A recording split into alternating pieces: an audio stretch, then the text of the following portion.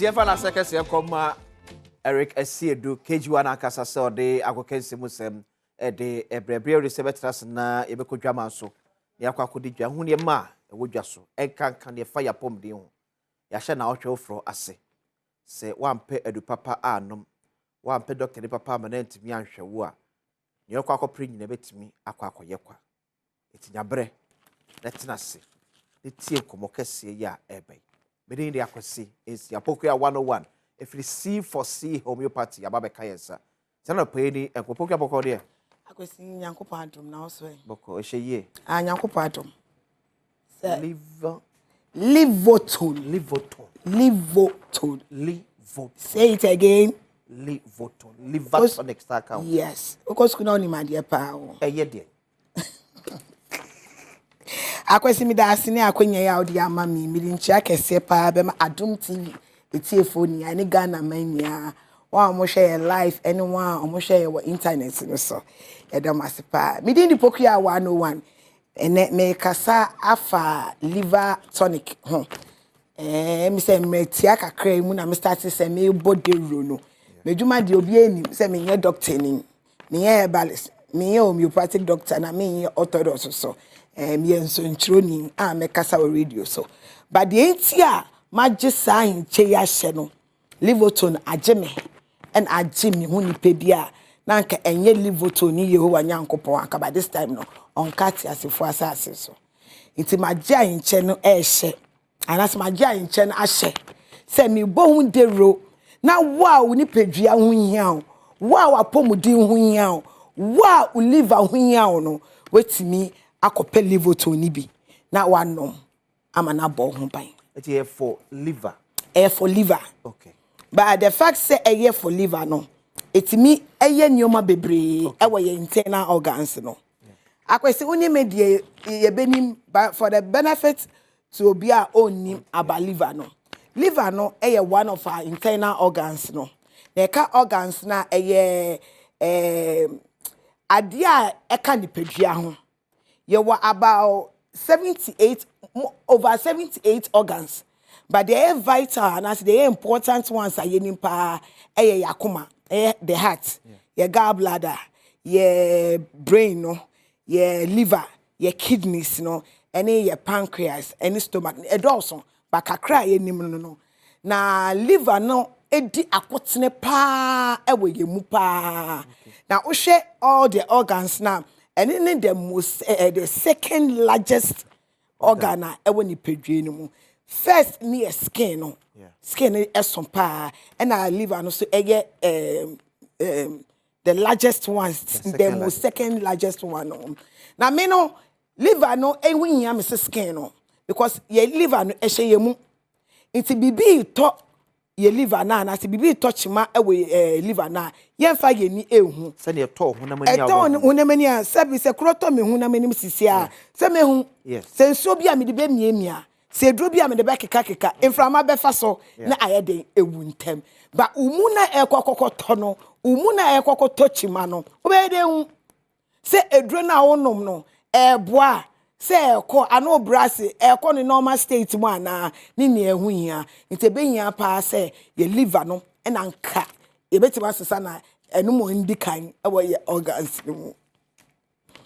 min koso matia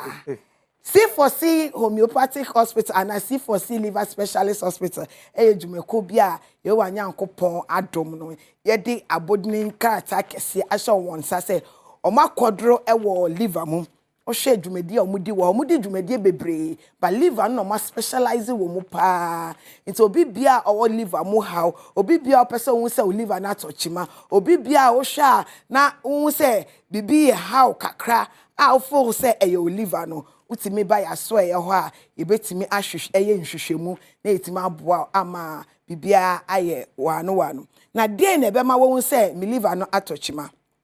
oye obi a de bia oye adwuma na wabre kakra bia na wabre udidi kura pa te se hu aduane so uni appetite for the food aduane a opepa so be hu eye o se come de we so come ndo na ukohwe aduane anim pa na wagya ne ho eno so liver no e ho techima touch ma one ube lose appetite ntimi ndi aduane si wo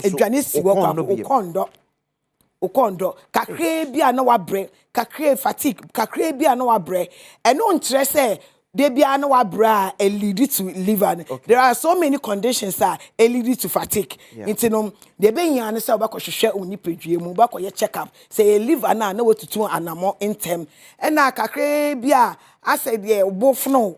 kakre bia obofno we did you wetwitwu so wontwitwu so na obofno e also obefi and only a first stage you know how first stage now be won say liver no return chima na nini mu no so lead to so many conditions and your liver no kwa be yin say be won say liver na abomode etutu unan aba C4C liver specialist aswe oni aye nhwehwemu na won say liver na etima boa won tem akwesi yetimi boa wonte ye hu ni ntem ne boa wontem a unya yawesa ntem me betina anka se me ton livoton me betina se me bo livoton wonde ronti no oliver no touch me via livoton besa ne yare de bi da prevent answer because liver no won touch ma uba C4C liver specialist one ye be wo mpanie ye be wo ndro ye be ma ndro ye be tro aduane e wo se odi na di livoton na ye de aka ho ama netima ede yare netima fi ho but say ebe ko totally say aye chronic and aye cancerous there you and nine him say cancerous reversible nti ehun be yin asa oti wiase na odidi nom nkaka mu amo no munse anka mbeka yen because me no munse mu amo no munsa caffeinated drinks obi wa ko party okwa ado ko wedding na onya membo brand ni drinks caffeine bebre wo ma obegija boso because on intensi adofo dey no akofa no wanom eno so e alarm pa high liver no high liver pa and a coffee normal coffee enum ya your intake I was so as a human being but no man e bro so a ebe hard drink papa and excessive alcohol obi de otis ye bode wura insan de obennom but moderation unu ma ne bro so a nti insan de e fata na wanso de nipadua woni mu nipadua dodo a onu ma bro so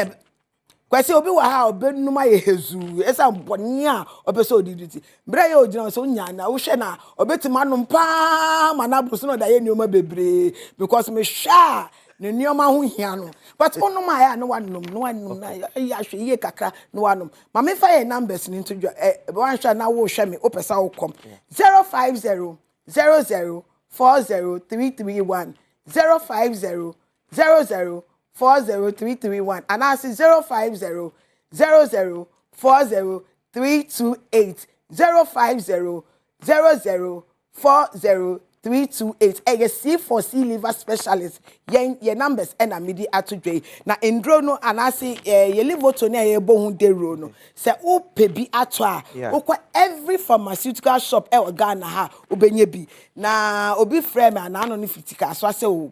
chiampe bi wakaso nya o wakaso na wo pharmacy o watema na wo pharmacy na unton livoto na so ni livoto na me pacho bo modia na frame me pokuya frame me e was 050 00 40331 and I say 050 00 40328 na beji livoto ni bi na emom no o otakrade a obenye bi ato wo ho o kumase a obenye bi kumase no specifically no benya edwoso ana bantama wo prisia Cape Coast mankesim agona odobin kofo adua asamankesim obenye bi kintampo so obenye bi ato wo ho wa Upper West obenye bi Boga Upper East obenye bi na wo pharmacy na wonton C4C liver tonic ibia bo modi asa obefre ye numbers no wa beji bi ide ato ewo ho ato na mfaso beba ubotomo pa ye delivery so nti friend yan baby bia wo bia no ye beba na ye de abe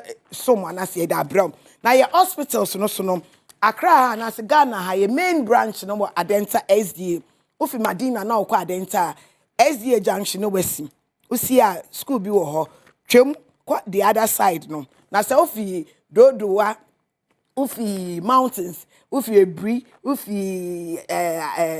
sa mpeso Adenta ankasa na oba Madina eno so besi we SDA junction usi ya na bisa kwala ya wo ne se wo C4C liver specialist o de obekọ no bakoye Kumasi se na midi kaka ye wo edwoso kwa mom takrade ye wo Fijai opposite May Sports no Cape Coast ye wo Green Hill opposite Addison Gardens, Agona Odobin, you opposite Odobin Government Hospital. No, it's a bomb. You also be free numbers. No, now what ba abebeji numbers ni bi 050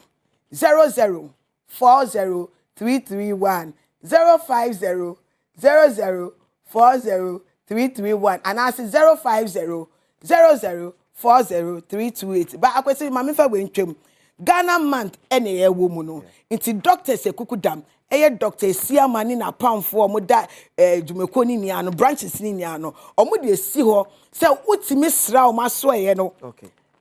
First numbers na me atudwa no. O fry ye be ma code. First 50 callers are more free. Mo betimi atutu omo nan aba aso ye ho no. Mo benya 50% discount because of them Ghana month. 50% discount. 50% and then into bra na be hwehwe wa pom what I say me say me pokuya ma pom din nya me pa because me to way sisi an me call Badwam sisi be ha me because new ma was say me dey me body ni me ho ye me ye so was say me pa pom din me enjoy live on your liver your life wow eti pokuya 101 or the free C4C liver special hospital at the above nature maso ye nekobo ase be ya onipadua akra no so na mo betimi ayede we yade e de free nipadua da se pokuya so be ken say na anope ye ba ne aba beto aso ba me ka say sika o sika e ho eti dial *281 hash *281 hash no select option 4 dudu obi ape bia tugum otuba ko bi 5 Ghana cedis anope ye cha 3000 Ghana cedis ye ma 3000 Ghana cedis eti dial *281 hash *281 hash. Now the twagumusa o select option 4 na tugumusa and pay ye ma first 1000 the next one be say nya 1000 no say nya 1000 ma hene kwabra sante e de pese mu e ba we ya e ji sam no kase ma musu a sister Sandy e ba pe na ye the first 1000 e ma asembidika e ba na we pe na another 1000 so asoso ama o ma hene kwabra sante so ba be we no the another 1000 the account the about iti alopedi 3000 Ghana cedis and dey echewo enimba betimi no enye maketo echewo bi bosomi akatua me kan say that so e wo Ghana month emum na ye wo words bi wo no mo ye kan ye nka ne ye ene de ni eche secondi be able to say asa mansedo o se ban ka ne ye hwe se de yesimi kan